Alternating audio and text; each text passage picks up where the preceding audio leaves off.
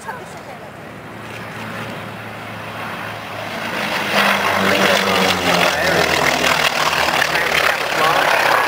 version, but there weren't any going spare, so it took on some 150 ex-US Air Force T-28As, uprated with either 1,300 or 2,500 power.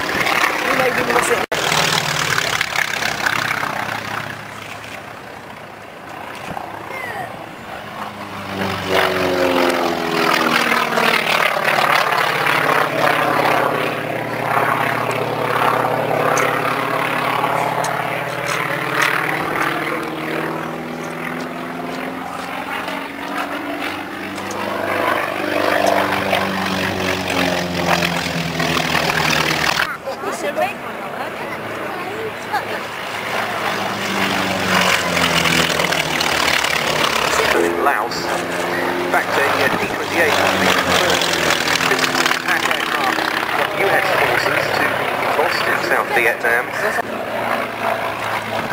Yeah, that's the one. The T-28, today a very popular aeroplane on the civilian warbird scene around the world. It's estimated that the numbers still in flying condition run into the hundreds.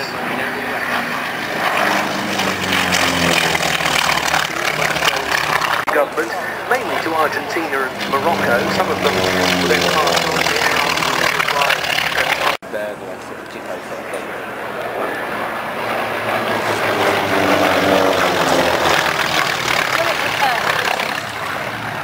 I think it's difficult with those screens.